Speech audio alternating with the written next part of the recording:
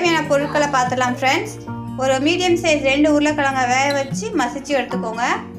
ஒரு normal size பெரிய வெங்காயம் கட் பண்ணி வச்சுக்கோங்க. ஒரு வெங்காயம் போதும். மல்லித்தலை, ஒரு 1/4 டீஸ்பூன் கடுகு, 1/4 டீஸ்பூன் கரம் மசாலா, ஒரு 1/2 டீஸ்பூன் காஷ்மீர் மிளகாய்த்தூள், ஒரு 1/2 டீஸ்பூன் கார மிளகாய்த்தூள், 1/2 டீஸ்பூன் ஜிஞ்சர் கார்லிக் பேஸ்ட், ஒரு பச்சை மிளகாய் கீரை வச்சுருக்கேன், கருவேப்பிலை, எண்ணெய், சால்ட் உங்களுக்கு தேவையான சேர்த்துக்கோங்க. வாங்க ஃப்ரெண்ட்ஸ், ஸ்டவ் ஆன் பண்ணிட்டு எப்படி பண்ணுறதுன்னு பார்க்கலாம். ஒரு கடாயில் ஆயில் விட்டுக்கோங்க. கடுகு, இப்போ நம்ம பச்சை மிளகாய் கருவேப்பிலை சேர்த்துக்கலாம். இப்போ கட் பண்ணி வச்ச ஆனியன் சேர்த்துக்கலாம். கொஞ்சம் சால்ட், ஏன்னா வெங்காயம் வேகமாக சீக்கிரம் வதங்கிடும் ஃப்ரெண்ட்ஸ். ஒரு டிரான்ஸ்பரண்ட் அளவு வதங்கட்டும்.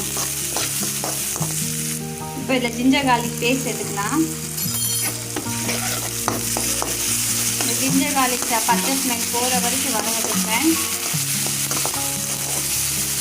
இந்த கிரேவி வந்து உங்களுக்கு ஒரு 10 மினிட்ஸ் கூட ஆகாது ஃப்ரெண்ட்ஸ், வேகமாகவே ரெடி பண்ணிடலாம். இப்போ நாம் இந்த வேக வச்சு மசிச்ச பொட்டேட்டோ உள்ள சேர்த்துக்கலாம்.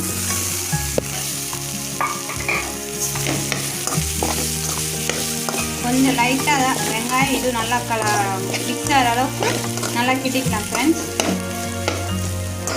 இப்போ இதில் உங்களுக்கு கிரேவிக்கு தேவையான அளவுக்கு தண்ணி விட்டுக்கலாம்.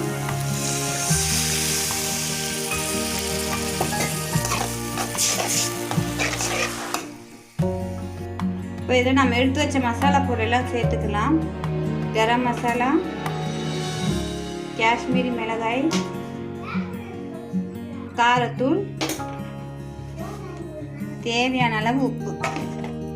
இதை நல்லா கலக்கிக்கலாம் ஃப்ரெண்ட்ஸ். ஒரு 5 மினிட்ஸ் நல்லா கொதிக்கட்டும் ஃப்ரெண்ட்ஸ். உங்களுக்கு உப்பு காரம் பார்த்துக்கோங்க. இப்போ இன்னும் அந்த உருளைக்கிழங்கு கொஞ்சம் பெருசாக இருந்தால் இந்த கரண்டியை வச்சு நீங்கள் அப்படியே மசிச்சுக்கலாம். சப்பாத்தி, தோசைக்கெல்லாம் செம்ம சூப்பராக இருக்கும் ஃப்ரெண்ட்ஸ். உருளைக்கிழங்குனாலே ரொம்ப டேஸ்ட்டாக தான் ஃப்ரெண்ட்ஸ் இருக்கும். நீங்களும் ட்ரை பண்ணுங்கள். பாருங்கள் ஃப்ரெண்ட்ஸ், நல்லா கொதிக்க ஆரம்பிச்சிருச்சு. நீங்கள் வேணால் இன்னும் கொஞ்சம் ட்ரை பண்ணனா, இல்லை இந்த அளவில் வேணால் நீங்கள் ஆஃப் பண்ணிக்கலாம். நான் இன்னும் கொஞ்சம் ட்ரை பண்ணிக்கிறேன். பாருங்கள் ஃப்ரெண்ட்ஸ், நம்ம பொட்டேட்டோ கிரேவி ரெடி ஆயிடுச்சு. நம்ம இப்போ ஸ்டவ் ஆஃப் பண்ணிக்கலாம்.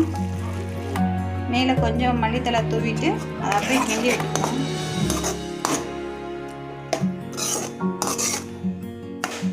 நம்ம பர்ஃபெக்டான பொட்டேட்டோ கிரேவி ரெடி ஆயிடுச்சு ஃப்ரெண்ட்ஸ். இந்த பொட்டேட்டோ கிரேவி உங்க வீட்ல